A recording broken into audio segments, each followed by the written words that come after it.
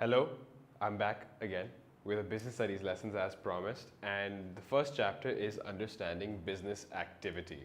Now, there's a common misconception, that business studies and economics go hand in hand, and that's not wrong at all. The reason why I say that's not wrong at all is because there's some concepts from economics which overlap with business studies. But at the same time, remember that in business studies, we look at a more business perspective on things. We look at how businesses function. We also look at how the private sector, and that means the firms and the individuals, actually take things forward. So the first concept that we need to highlight is the basic economic problem. Now, I'm not going to get into that because the very first lesson which I made for economics is on the basic economic problem. But just to run over it, the basic economic problem is that of scarcity, which means that you don't have any resources, or you have limited resources to fulfill your unlimited wants and desires. Now, there's some things which are called factors of production, which are namely land, labor, capital, and enterprise. Land is anything which is above and beyond the earth, like for example, minerals, coal, agriculture, so on and so forth. Labor is the human effort which is put into the work. Capital is anything which helps in the production process. So for example, machines, computers, so on and so forth. And then also enterprise. Enterprise or entrepreneurs are those risk-taking individuals who allocate resources or the factors of production efficiently and based on what they want to meet the objectives. Now, opportunity cost. Opportunity cost is basically the next best alternative foregone, which in other words means that if I go for option A, and that means that I can't choose option B. If I want to make a school, I can't make a hospital. Or if I want to teach economics at the same time as business studies, I can't. I need to make a choice. So if I choose economics, then business studies is the next best alternative foregone. And if I choose business studies, economics is the next best alternative foregone. But in that, now you have a concept called division of labor.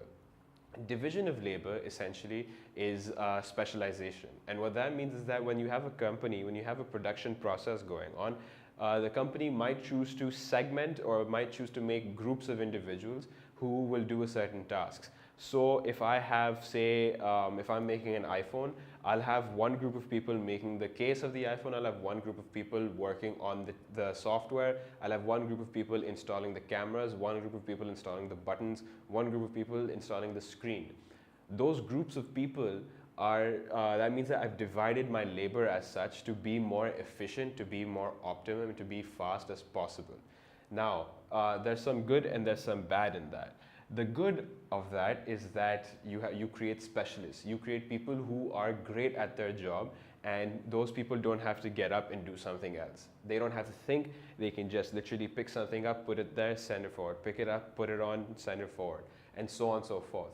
But the down of that is that it creates a lot of mundane, it creates a lot of monotony. It becomes a little boring as well. So the whole process becomes mundane. If I constantly have to pick up a screen for an iPhone and put it into the case and send it forth, I'm not learning anything, I'm not moving, my back will blow out, and then it just becomes really, really sad and depressing altogether, right? So that's essentially what division of labor is. Now, how does that feed into the business process? How does that feed into the basic the basic business activities and objectives?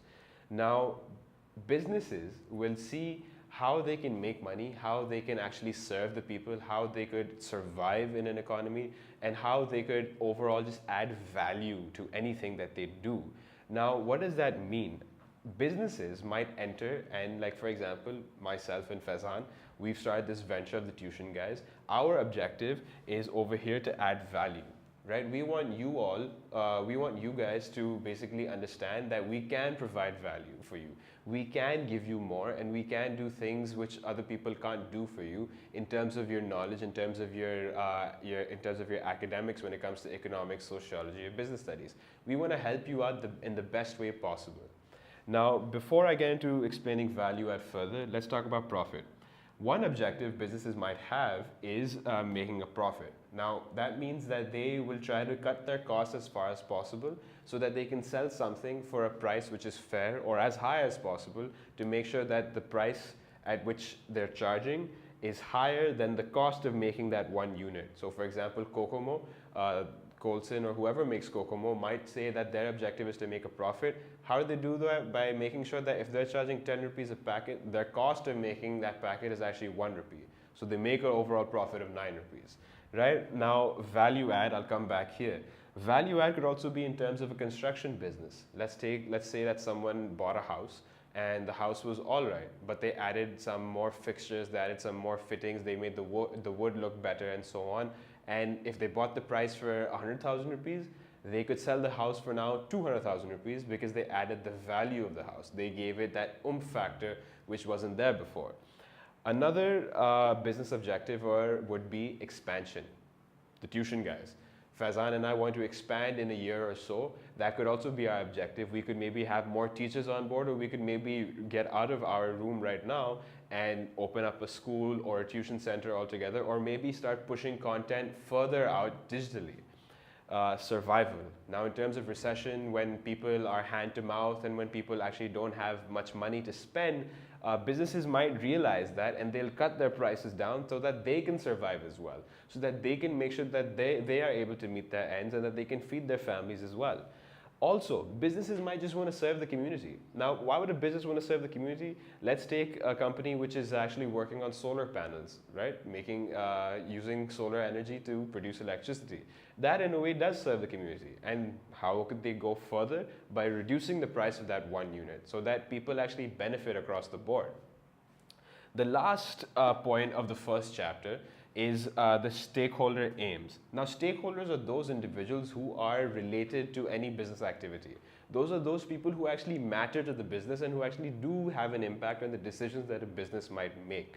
The first lot of people are the owners. Now, the owners of the business have primarily two aims. One aim is to make a profit, and the other aim is to expand.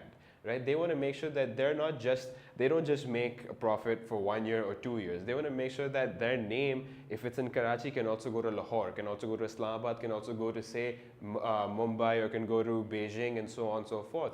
They want to make sure that business goes global, right? With, of course, making money. The next stakeholder is the manager. The manager wants to make sure that they have a higher salary than the workers, all right? Because they are responsible to fulfill the aims of the owners.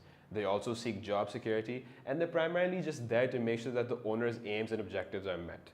The workers are those people who report to the managers. The workers also want to make money, they want to be paid on time, and they want to make sure that their jobs are secure. That means that they won't just get fired one fine day. All right, the next stakeholder is a customer. The customer is that person who's buying the product. So they want to make sure that the product is safe, it's reliable, it's fairly priced. All right, and they also just want to make sure that there's no harm being done to them overall, right? Now, that doesn't mean that consumers won't buy things which are harmful, like drugs or cigarettes and alcohol. They still will, but of course, they want to make sure that they are satisfied as a whole. The next one is the community. The community needs to make sure that that any product which is sold does not harm the kids or the youth or the elderly in that society. They want to make sure that the water they drink remains clean. They want to make sure that the air that they breathe is clean as a whole. So overall, the community just wants to ensure that the businesses are not harming the environment around them. And then lastly is the government. The government makes sure that the businesses make money. Why is that? So that the businesses pay taxes. It's through the taxes of individuals and businesses how the government makes money and how the government can then give back to the people. And at the same time, the government needs to make sure that the businesses stick to the law so that they don't so that the businesses don't exploit consumers and that they don't go far beyond, that they don't harm the environment, or that they don't just go all out with what they're doing and harm people altogether. So overall, this was a short lesson on the first chapter because the first chapter does relate very closely to the first chapter in economics, the basic economic problem. If you need more clarity on that, swing by to the first video that I made. Other than that, you could just ask us a question and I'd be glad to help you. Next week, we'll be touching another chapter of business studies as well. So see you guys again.